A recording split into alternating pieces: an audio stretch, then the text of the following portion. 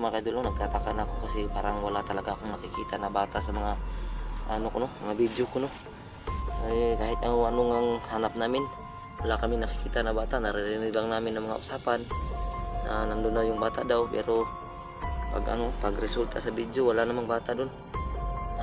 Talaga no, nakapagtataka kasi yung mga bata. Hindi ko pa nakita, may nakuha kaming bata pero inano namin sa barangay para ipauwi sa kanilang mga magulang. Pero ngayon parang ilang araw na kami nag-i-explore ba.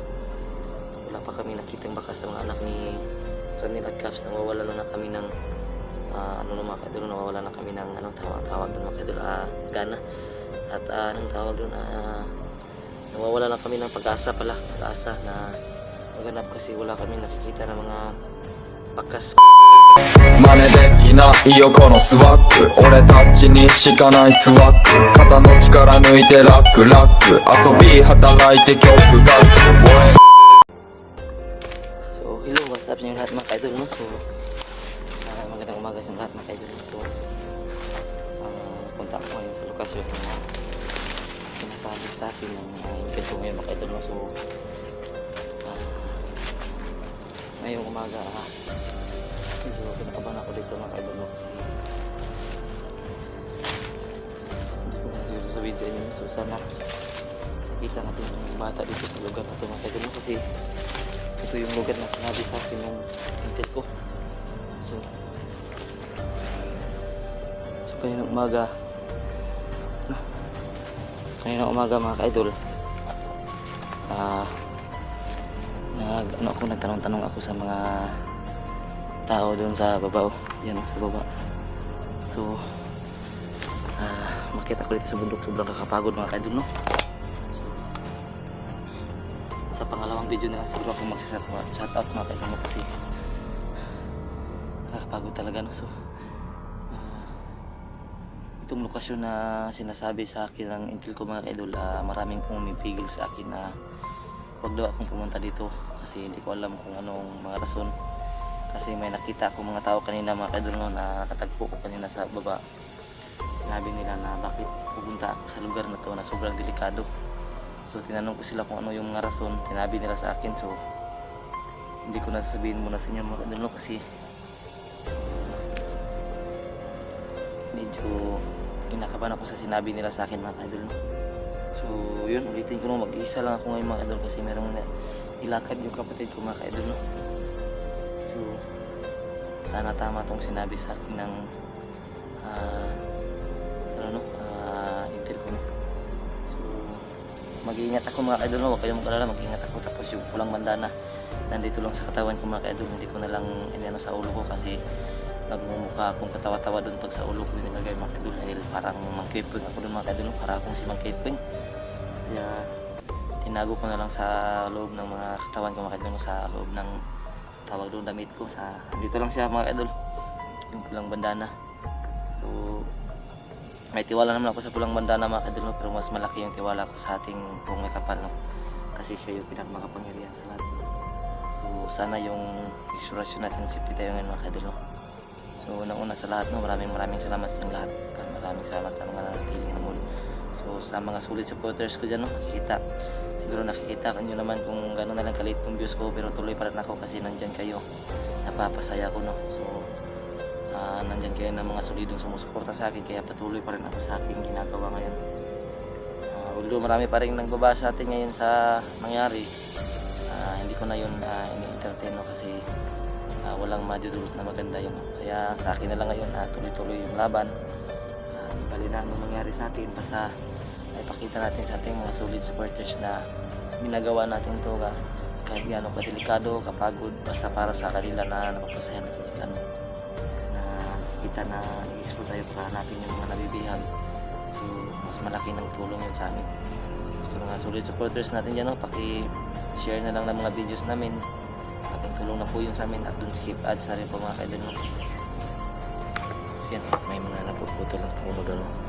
So bundok din yan mga kaidol no. So yung bundok na dyan mga kaidol, dyan ako punta, pero yung lokasyon na sinabi ng intel natin no, dyan sa napuputol lang puno, sa pangalawang bundok daw na wala ni isang mga tao ang nakapasok. may mga nakapasok daw doon mga kaidol, pero mga bandido lang. So iwan ko kung bakit wala daw mga civilian na pumapasok sa bundok na yun mga kaidol. Meron din kasi daw tinatawag na warning doon mga kaidol, so makikita natin mamaya kung meron ba talagang warning, no?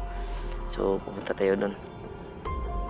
Hindi ko alam talaga kung ano yung ibig sabihin ng mga ko kanina mga kaidol, nakatagpo ko nung na bakit daw bawal, wag daw puntahan yung pangatlong mundo kasi meron daw mga delikadong tao doon. Baka hindi ko alam kung baka bandido yung ibig sabihin nila mga kaidol. Basta yung babala nila sa akin, talagang lubos yung babala nila sa akin na wag na akong pumunta dyan. Pero alam niyo naman, medyo matigasin ang ulo natin mga kaidol, kaya puntahan ko dyan kasi yan yung lugar na sinasabi sa atin na ano daw, lokasyon daw, no? So puntahan natin.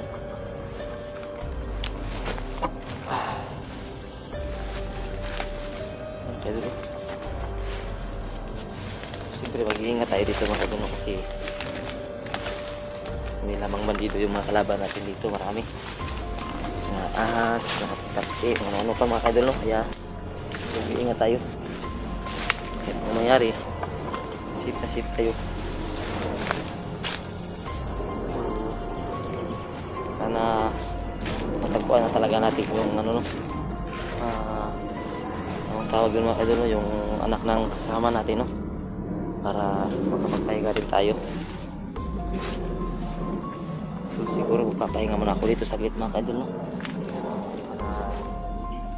Pahinga rin ako kasi kanina ako naglakad mga kaidol. So bala ko dalawa na lang meron ako dito, tapos ano,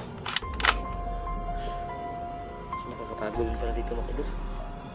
Ayusin muna yung pantalon ko mga kaidol, no? Kasi medyo umana na dito, lumuluhag na.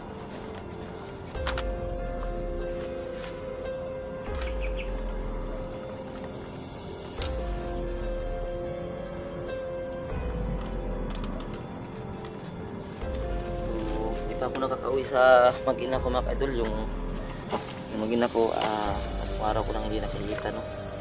So yung nakaraan pumunta ako sa bundok, umuwi ako sa kay nanay kasi mas malapit kay nanay sa uwian.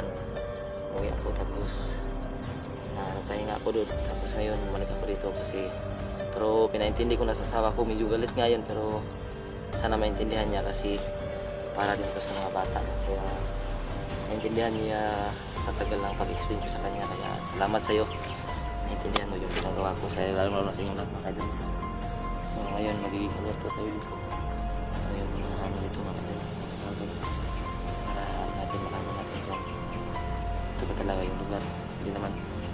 So tulad ng ano, no, so yung ano kasi yung lokasyon na sinabi nakita nyo sa video mga kaidol, sinabi ni Tisyo sa amin na wag na kami bumalik doon. Alam nyo bakit mga kaidol, no?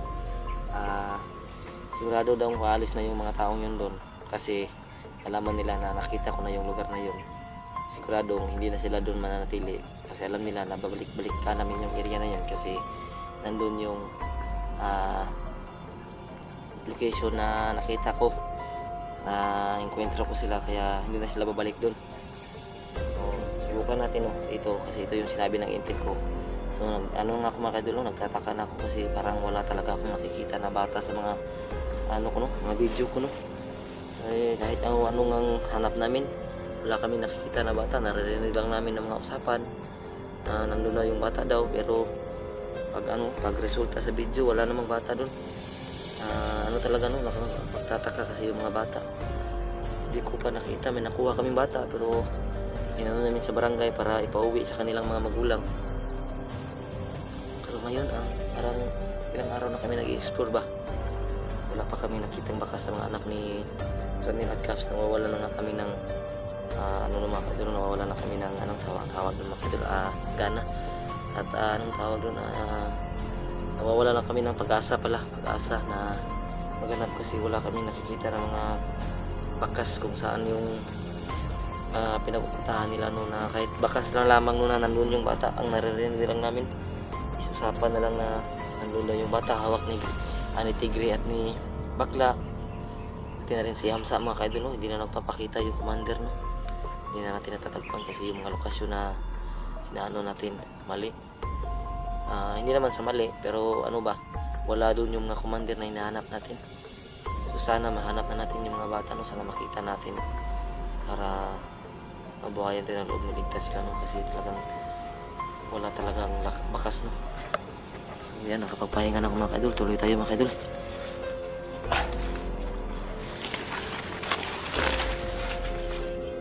So may dumadaan dito, no? So pag makita ko yung mga namumuto ng puno, hindi ako lalapit agad mga kaidol, no? Magmamasid muna ako. Tapos pag okay lang, tatanong ako sa kanila. Tanongin ko sila kung okay lang mapuntahan yung pangalawang bundok kasi marami talagang nagpipigil sa akin na puntahan yun. Hindi ko alam po talaga kung bakit mga kaidol, no? Marami talagang pumipigil kung bakit ko daw puntahan yun. Napakadelikadong area daw yun. So yan mga kaidol, no? Mukhang dyan yung napuputol, no? So may yan, no?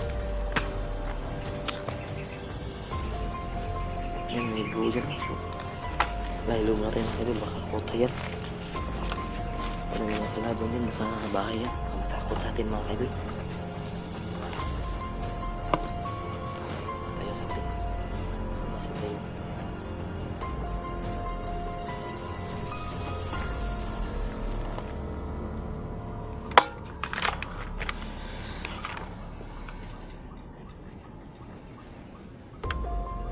Dami pang lamok dito mga kaidol. Tingin nyo mga kaidol, ano kaya ito mga kaidol? Bakit may ano dito? Ano, masking tape ba ito mga kaidol? Bakit may ganito dito mga kaidol? Wala, makagawaan to ng bomba yung area na to. Tingnan. Ano to? Bakit nandito to sa bundok? Ano, yan yung sinasabi ko sa inyo na may ano dyan, oh. Dyan ako nakadaan kanina. Yan, nasa lugar na yan. So, medyo dalawang bundok yung lalakarin natin mga kaidol. Kaya, ano tayo, no? Kailangan natin ng sipag at syaga dito ngayon para mahanap yung mga anak ni Ranel at ni Kuya Cubs. So, magtatanong ako sa bahay na dyan mga kaidol, no? Maya-maya, magtatanong ako dyan mga kaidol, no? Lalapitan yung may ka mga kaidol, no? Para hindi sila matakot, no? Nagsusuot ako ng mask. Tapos, tatanong ako kung ano yung nalalaman nila tungkol sa mga bandido, kung ano yung mga nangyayari na nagaganap, bakit maraming nag-warning sa atin na huwag pumunta doon. So kailangan natin magtanong-tanong, no? Kaya sa ngayon mga kaidol, mamasid mo tayo. So mag-uukap ako maya-maya mga kaidol, no? Para tanongin yung nangyayari ng bahay mga kaidol, no? Para bahay, hindi ko alam kung maaari pa bahay pa talaga dyan kasi nagpo kasi parang ano kasi yan mga kaidol, parang bubong yung nakakita ko. Tingnan niyo pa, ayun, parang bubong. Katago ko tong baril mamaya mga kaidol, no? So pakipanood ng mga videos ko mga kaidol, no? Don't skip ads na rin po. So siguro nandito na siguro mga rin. Tanong muna ako saglit mga kaidol. So sana so yan, visual.